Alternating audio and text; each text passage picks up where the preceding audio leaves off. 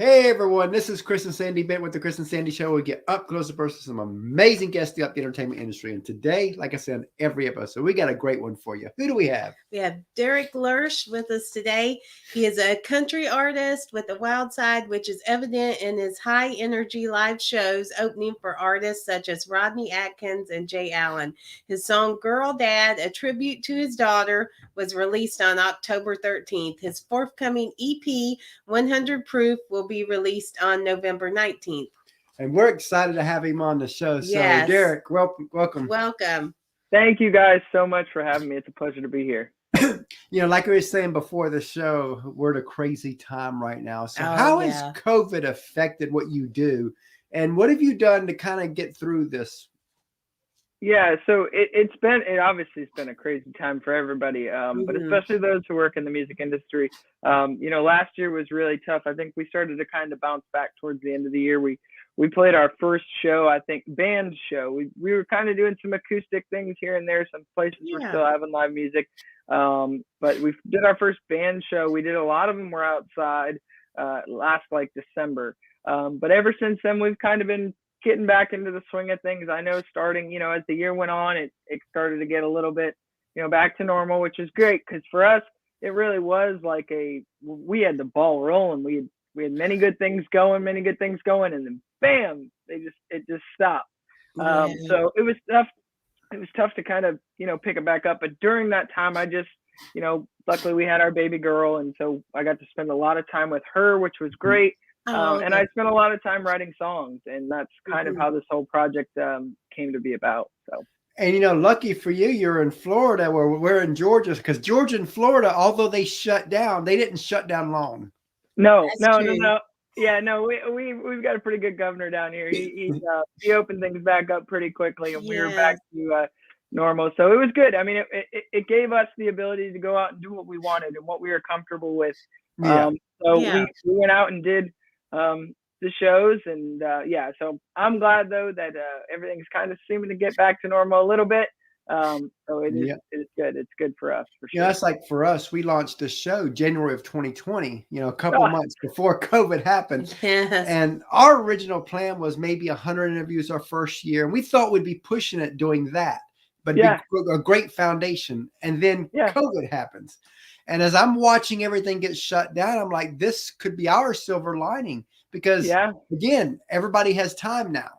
Yep. And because of that, we've done over probably close to 470 interviews since. Oh my gosh, that is crazy. Well, congrats on that. That is incredible. Yeah, it was such a different time. I mean, there was a lot of this. There was not, the face-to-face interviews or, that face-to-face interaction. There was a lot of this, and it's a lot easier for some people to get on here and just, do an interview. So that's awesome. That worked out well for you guys, I guess. Yep. So, a lot of people would ask, when did you know you wanted to do music? And you can even tell us when you knew, but I like to go deeper than that too. When did it click that this could be a career for you? Yeah. I always loved performing, always loved, kind of being the center of attention, I guess you'd say. And from age 3 years old, I loved Aerosmith, loved Steven Tyler, loved all his stage moves. True story, I sang I Don't Want to Miss a Thing to him in the Gap at age 3. Knew every word, just sang it directly to him. So pretty cool story. But, always kind of wanted that. Then I grew up an athlete, and I played baseball almost every day of my life. And I got to high school, and I just kind of got past that. And I kept falling back into music. So I finally started to learn the piano, learned a little guitar. It was probably my senior year of high school. I started to play some shows out, and then I realized okay, I could do this, and just kind of, took off from there. I went to school for music business, and just started to learn everything. And it just, really kind of, I would say my senior year is where it kind of clicked that, okay, hey, I could maybe do this. And which, a good time, I guess, to figure out your life is your senior year at high school. But, it's always a grind. It's, you don't know what the next day brings, especially in the music industry. So you just got to go out and give it your all. Your friends in high school think, again, because, when it comes to being a musician, you usually have people that are 100% for it and 100% against it. There's usually no in between. You can tell by my face that you knew this answer was going to be really good. Yeah, I had a lot of friends that said, "What are you doing, dude? You're an athlete. You are not a musician. That's not your thing." Like, good try though, you know. And I had family. I love my family. I have a great family, but I had families said the same thing. Hey, we're a family of athletes, not musicians here. Nobody does music in my family. So it was definitely different, and it wasn't easy. You know, I mean, like, that's sometimes not the easiest thing to hear. You just want support. And I always have a great support system. Right. But it's funny. A lot of people from high school now, like, I get now they root you on phone calls. Oh my gosh. They're like, dude, I just heard your name on the radio. Like, what, is that real? Or I'm seeing you play, you know, this show and all that stuff. And I'm like, yeah, see, you weren't laughing. You were laughing back then. Now here we are, you know, so it's good. Most people are really supportive. You know, what's funny is they have this old saying about critics. And of course, friends are a little different. They don't fit in this category, but there are people that will tell you can't do it. Right. Then when you start doing it, they'll tell you it won't last. Right. Then when it's lasting, they'll tell you you were lucky. And then as you become a legend, they tell everybody, "Oh, I always knew he'd make it." I knew him way back when. Yeah. And I knew from day one. Yeah. No, I do. I have a lot of day one supporters that are, you know, still great. I mean, my dad's my biggest supporter, and you know, but like I said, getting into it, there was a lot of like, "Hey man, you've played baseball your whole life. That's the, you know, why are you going this way with it?" And I'm glad it's in your blood though. Exactly, it was, and there was no doubt about it. For me, from a young age, it was just kind of, you know, growing as an artist and a musician. Like, when you're not always given that talent right away, or you don't discover it right away, so you kind of have to nurture it and kind of get better. And there was a lot of hours spent, not in this room, but my old bedroom in high school, where I was just singing and dancing and playing piano. And let's talk about that for a moment, because again, you know, I like to always talk about this side of it, because I think a lot of people gloss over. As you know, a lot of people, they see the glory of like a Blake Shelton, of a Miranda, of a Carey, but they don't see the grind, the sacrifice, the tears, the struggles it takes, not just to get to their level, but even a career level within entertainment. Yeah. And I always want to talk about that. And since you were already going there, let's talk a little bit about what you have went through to get to here. Yeah, you know, it is a real grind, especially at this, you know, this stage where we're at, me and my band and everything like that. You know, it's not glory yet. You know, I mean, we have great shows, but there's a lot of grind and a lot of work. I mean, we practice every week, you know, and you went through our band chat, you'd be surprised at just how, you know, to make that show go off, how much work goes into it beforehand, and the setup, the teardown, you know, everything that it all takes. So definitely people don't see that side of it. You know, but for me growing up, I mean, and all my musicians, all my band, I have a great band, and so many hours are logged practicing. You know, for me now, it's a lot of, okay, what do I want to do on stage? You know, what would be a good move? Watching, you know, the other thing that we all do, which is, I think, really helpful, almost like an athlete, we watch film. You know, people record the show. We go back and we watch and say, "Oh, that was cool, but we could do that better," or something like that. So there's a lot of that, and just a lot of hours of practicing. And for me, when I first started, that was it. I mean, I remember sitting down at the piano for the first time saying, "I will never be able to sing and play at the same time. I don't know how anybody does this." Same way with guitar. And it was just, you know, kind of doing this, and eventually it just grows. So anybody that's, you know, young and getting into music, I just always encourage them, like, just don't give up. You're gonna be terrible at first. You're gonna think, okay, this is not good, but it gets better, and it does. It takes a lot of work to even get to this point, and there's still so much work to be done. So, you know, it's just kind of putting your head down and making that grind. You know, speaking of behind the scenes, I never realized a lot of behind the scenes. When, you know, we go to a large church, a mega church here in Savannah. And I'm part of the offering team. So we get some of the schedules for each service. And so as we're looking at the schedules and you watch what goes on behind the scenes, it's like every second is almost have to go for it to all work out. It all planned. And you don't see that if you're just coming and attending church, but when you start seeing behind the scenes, it's a whole different ball game. Yeah, and that's so true, especially with those big events. Everything, I mean, each second is mapped out, and we're getting ready to go on tour here and go hit up, Gatlinburg and Nashville and kind of do some stuff along the South, and it's all planned. I mean, everything's starting to get planned, and being the leader of the group and everything, it's like, oh my gosh, like before we're on here, I'm Googling hotels. I'm trying to pick, the route and which way we're going to go. I'm like, yes, man, like, so it definitely, there's a lot of behind the scenes stuff that, and then you got to hope that road construction don't hold you up. Yeah. Well, especially, hey, we got to go through Atlanta and that whole area. I wouldn't mind going over to Savannah, but Atlanta, I always know Atlanta's traffic. So you gotta make the time in for that. Atlanta's pretty cool going straight through if it's not rush hour. Right. Yes, I've done that.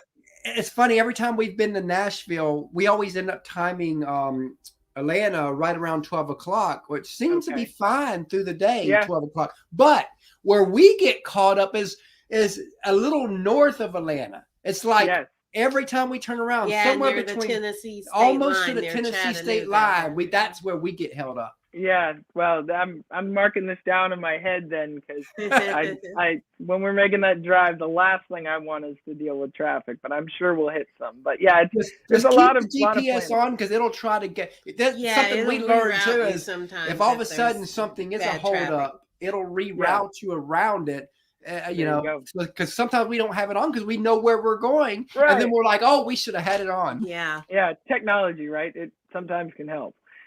Yes, not all the time, but sometimes.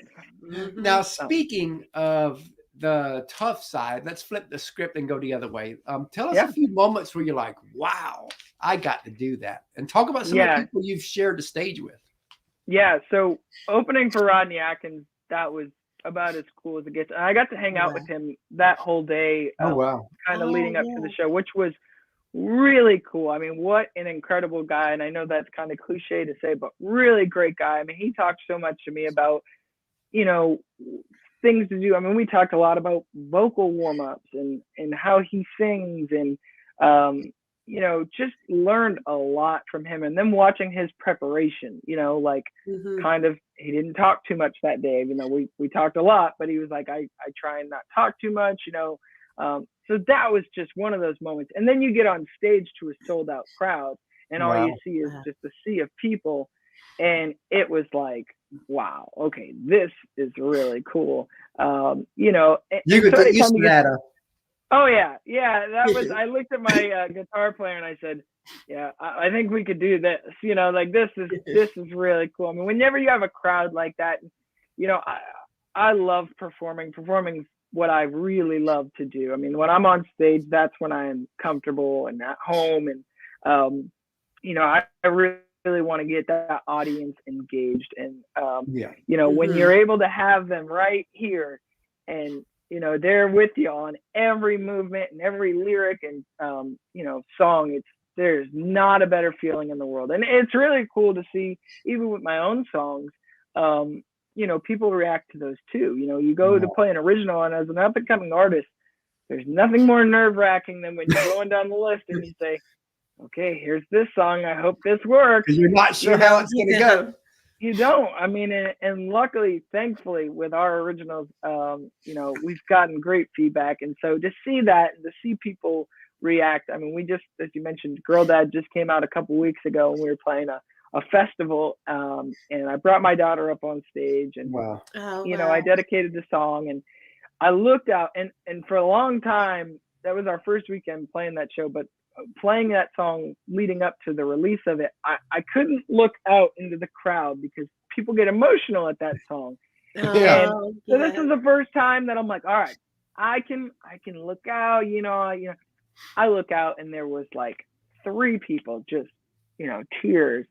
And I'm like, oh gosh, I had to look away. I'm like, I'm going to cry. I'm going to lose it. I can't do that, got to get through the song. So, it's so cool. I mean, as a songwriter as an artist when you release a song and you hear somebody's own personal story to that song. I mean, and though I wrote that song for my daughter, or I wrote my wedding song for my wife, to hear people's stories say, man, this song means you wrote the song for everybody's daughters. Exactly. And it's one of those things that when it morphs into that, it is just, there's not a better feeling. And when you see the reaction live, it's a really cool feeling. So sorry, I kind of got off, but the Rodney Atkins thing is definitely the coolest experience we've probably had. We played a lot of big shows, and like I said, whenever you get that big audience that is into it, it's like you just sit up there, and that's the glory. I mean, when that's when you walk off and you go, oh, there's like, not a better feeling. Was paying off. Yes. Yeah. And that is, and you need that. You need those moments because, when you're with your band and you're in the grind together and you have guys and, your goal is this, it's hard to keep a group of people. And that's what it takes. It takes an incredible team and group of people. And thankfully I have that in my band and other people that have helped me out. But it's tough to, keep that focus and keep that drive and keep, motivated and stuff like that. But when you have those shows where you really walk off and you just say, oh, that's it. That's why we do this. And that's why we're going to get to where we're going. And it's so few. And again, it's, people don't realize it's such few times you get that, it's like you work, and then you get it. Then you work. Yep. And people don't get, it's not like a 9 to 5, you go to work at 9 o'clock, you get off at 5 and you're good to go. You get to spend it with your family. With what you do, it really is when you count social media and all that, it's become a 24/7 career. Absolutely. I mean, especially with social media, I mean, it's such a key component, and it's sometimes easy to forget about it, or if you turn your focus this way, then you're lacking over here. And that's again where the whole team thing comes out. But as an independent artist where you don't have a record label, I'm doing all the video asset, I mean, everything, marketing, creating the album covers, all this stuff. And, so there's just all these different things that you have to make sure that, okay, hey, I got to do this, I got to do that, and and to get that satisfaction of, okay, people are listening to this, or people are enjoying this show and they're enjoying the fact that we did this. It definitely makes it, that, okay. And then it's over really quickly and you got to go gear up for the next show and the next thing. Yes. And there is some excitement to that. It's the constant chase. Speaking of teams, let's talk about that. Because, a lot of people, they see you, but they don't see the team behind you. And our opinion, teams never get the love they deserve. On our show, they do. No. So take a few moments to tell us about your team that helps you be who you are. Yeah, so I do. I have a great, incredible band. I'm going to call them out here. Ethan Weaver, my guitar player, Ben Shinrock, Tony Dakel, my drummer, and Mark Servin on bass. And Ryan Crawford also fills in on bass as well, so I want to give him a shout out. But just incredible. And I would be nothing without those guys. It's really, I did the solo acoustic thing for a long time. And, I always tell them, it's like, yes, is it my name there? But know that without you guys, and I always do try and do a good job at shows to call them out, because all the work that they put in and all the hours that they put in, I mean, it is really incredible. And it's a great feeling for me that those guys believe in me, that they're willing to do this and make these sacrifices for something that they believe in, and that is me and what we're trying to do as a team, and they don't get enough credit. I wish they did, and I try and do that as my as much as I can, call them out and really appreciate them, because I would be nothing without them. And my wife, I got to call her out as well, because there's no bigger supporter of me, and she's pushing me out the door. She's go on tour, go do this. She supports everything I do, and she has to sacrifice with you. Yes. So I mean, and it's not easy. It is not easy to be on that side, especially with a young baby. So I'm very blessed that she's very willing to help me, and my parents and family just overall are really supportive. I call them. There's so many people on my team, you know, because there's so many people that, you know, even if it's the smallest of things, you know, people I record with, you know, people that just give me advice. You know, that's the other thing with this whole thing. I don't have all the answers.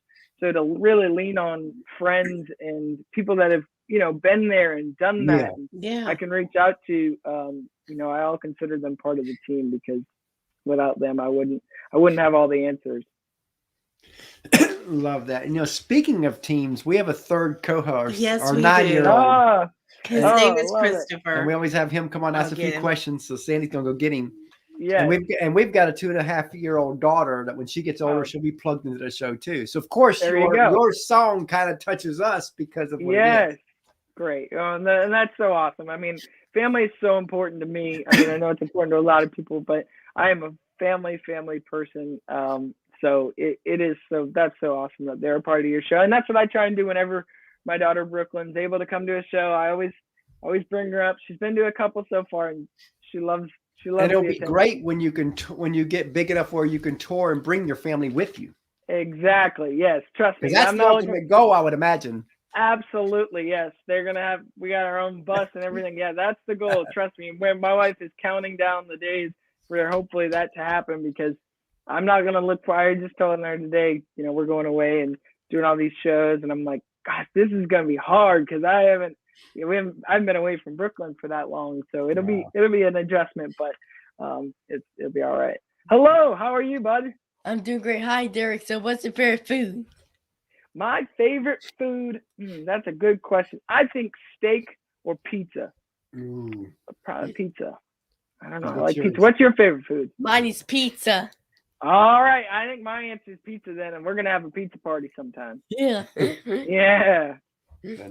So what's your favorite TV show? My favorite TV show? Well, it's a big week. It's Yellowstone is probably my favorite TV show, and the big release is this Sunday. What's yours? Mine is SpongeBob. SpongeBob. I love SpongeBob. I loved watching SpongeBob. I still do. I can't wait till Brooklyn's at that age where she can watch that. So I can watch it. Yeah, what's been cool is because we bring on a lot of not just artists, but actors and actresses on our show too.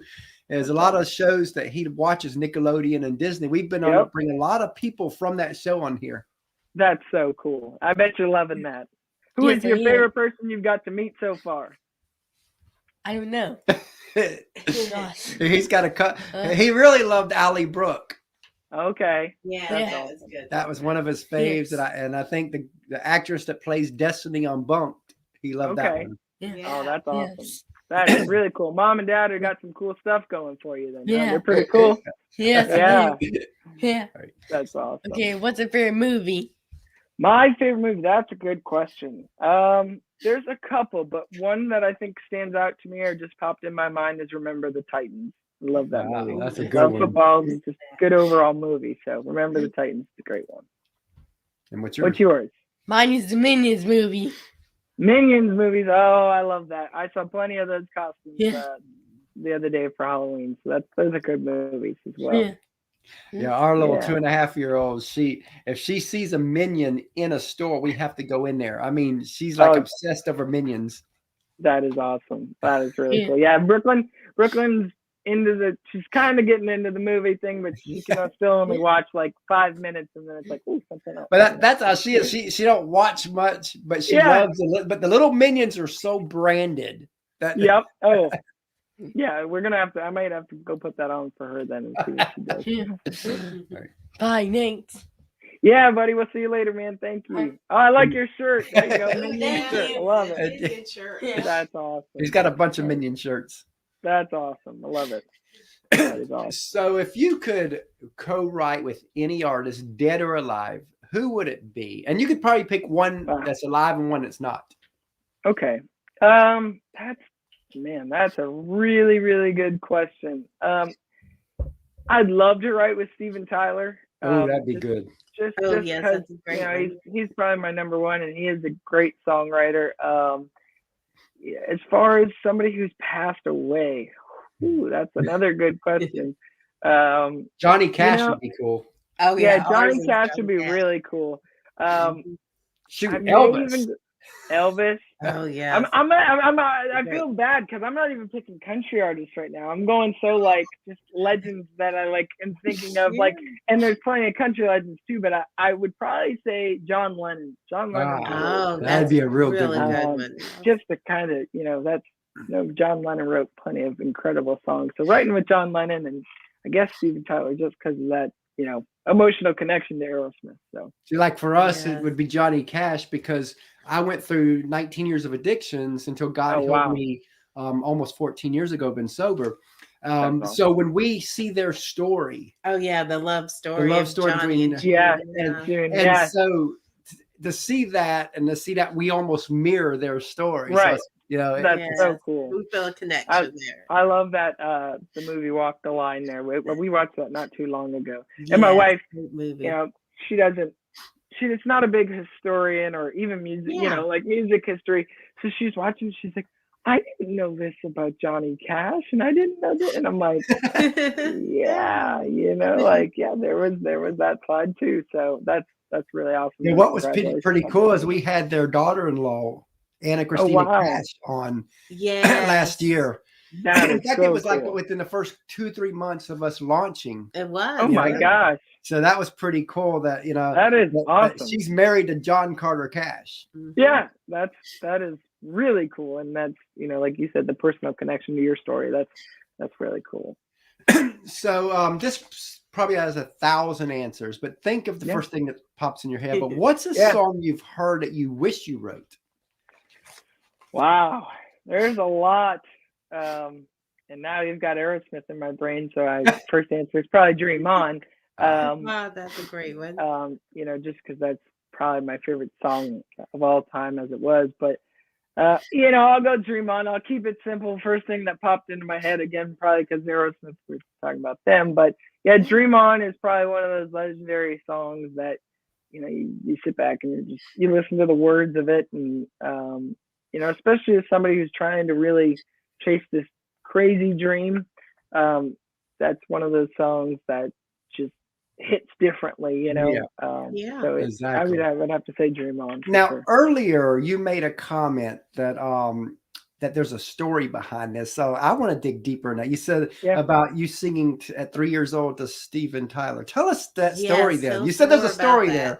Yeah. So, I grew up, I was born in Situate, Massachusetts, which is a little south of Boston. And pretty much all the members of Aerosmith lived in the surrounding town, Marshfield. So they all lived kind of about 5-10 minutes away from me. And I was very young. We moved down here to Florida when I was 3.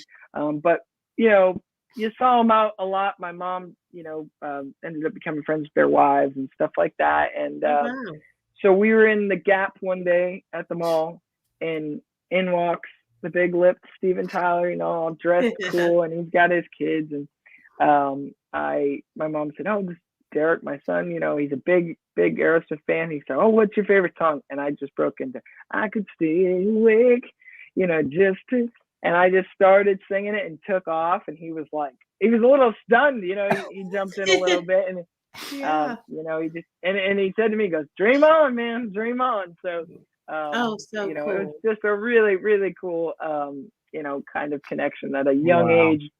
It was kind of one of those things that just happened. I wish I had a video camera. You wish phones were a much easier thing back then, but I just kind of have to go off of what my mom and dad who were there.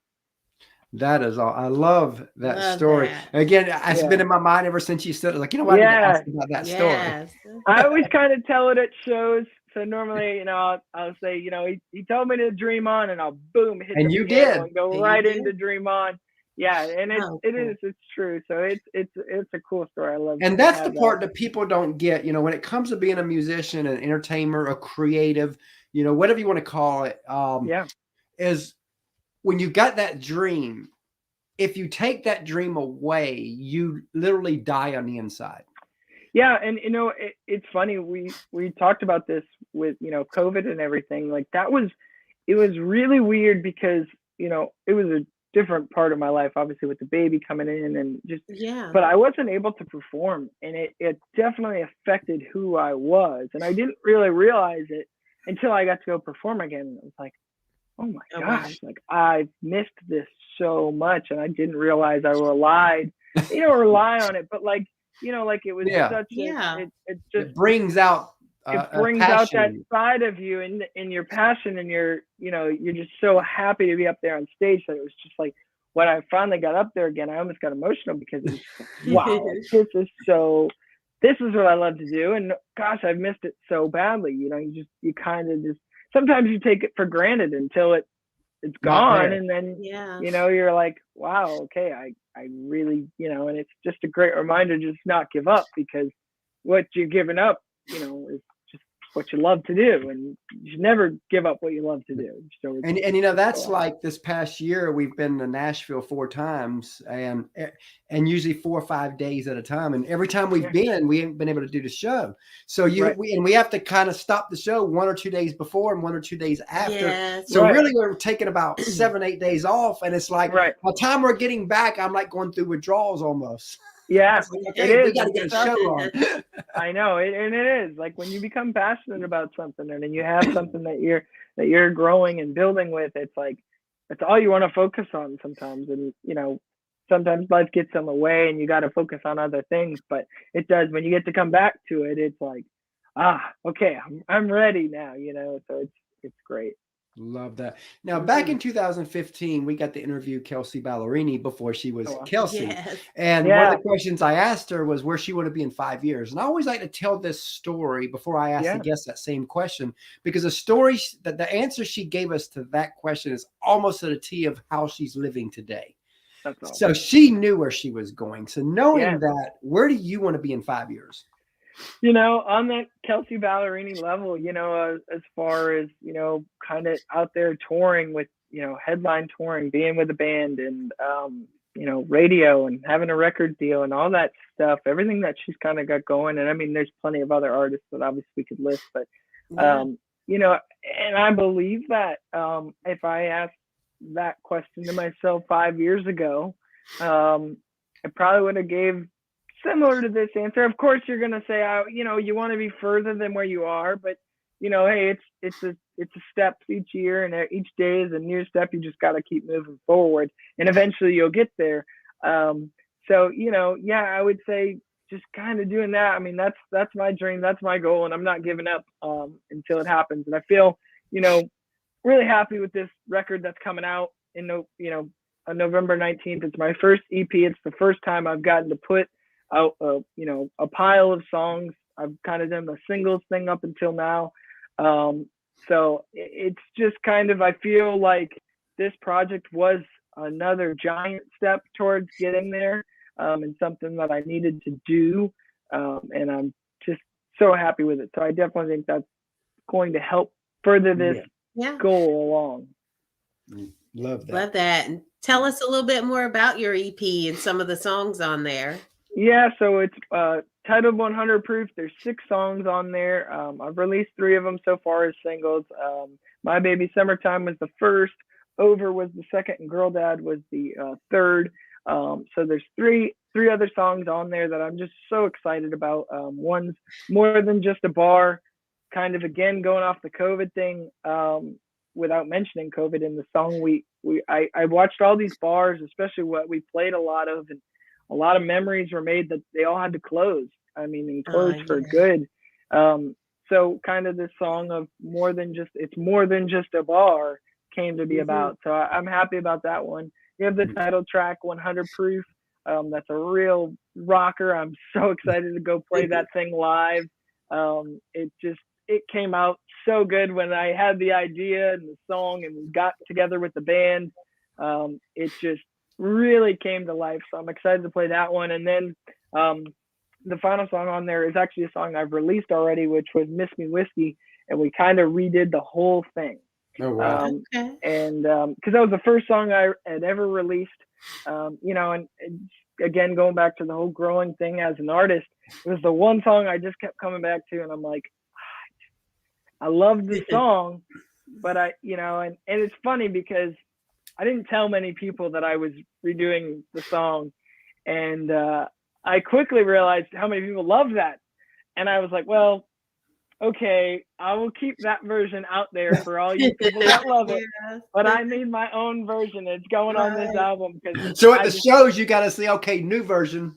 Yeah, new version, not that version. Yes. Get rid of that in your head, you know.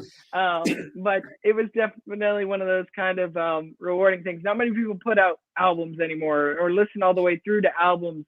So I was a little nervous to do it, but I'm just so excited. I mean, we're having our album release party November 20th, which is the following day that the record comes out, and it's so cool. I mean, and so many people are so supportive, and it means the world to me, and I'm so excited for everybody to finally get to hear these songs because I've been playing it nonstop for months and I never listen to my music, so I've been jokingly saying, like, all right, if I can listen to it this much, hopefully there's something there. I think we might have something, so I'm excited for everybody to get to hear it. Yeah. Oh, congrats on that. And what are some sources of inspiration for you? Well, I have a lot, especially with my daughter now in my world. She's, watching her grow this past year and learn new things, and, just watching her, it's just, there's no bigger inspiration for getting up in the morning, and just kind of life experiences in general. That's kind of where I pull a lot of my song ideas from. I might hear somebody say something and think, man, that's a cool song title. And I write it down on my phone.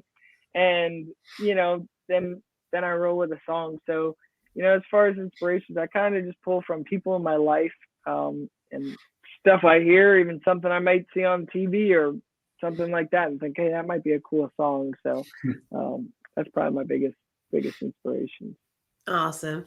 And what would you like for your legacy to be as an artist? What would you like to be most known and remembered for? That's a really tough question. Really good question though.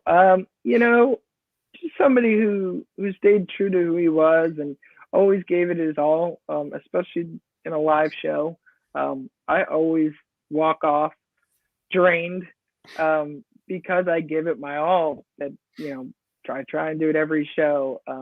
So somebody who gave it their all. That's my biggest thing, and never gave up, and stayed true to himself. So that's probably what I would like to be remembered for the most.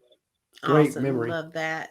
Thanks. Right. And if you could say anything to your fans and followers, what would you want to tell them? Well, just thank you for the continued support. And if anybody out there has heard my music or anything like that, I'd greatly appreciate the follow. Derek Lersch Music on every social media that you can think of.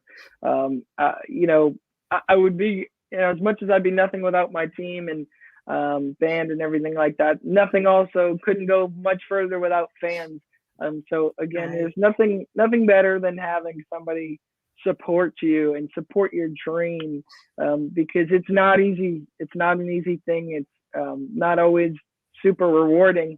But when somebody says, hey, I listened to your song, I had an electrician over the other day, and he said, oh, hey, I got you on Spotify. And like, I did not know him. And it was just like, that's really cool. And like, it really meant the world to me. I came into my wife and was like, hey, he's got me on Spotify. Like, that's so cool. Because, I just, especially, at the stage I'm at now, it's like anybody's support. I've heard people from Europe say, oh, I've got your music, and message me. And it's like, that is so cool. I mean, like, there's nothing cooler than that. So, I just want to thank everybody, that has already supported me, and anybody that supports me in the future. There's really not a better feeling. And I can't put into words, how much it means to me. Definitely love that. So as we start to close out here, say you had a friend of yours and you heard him or her playing, they have something special and they really feel called, led to the music industry. Yeah. They can't get it out of their system. What advice would you give that specific person to kind of help guide them in the first few years?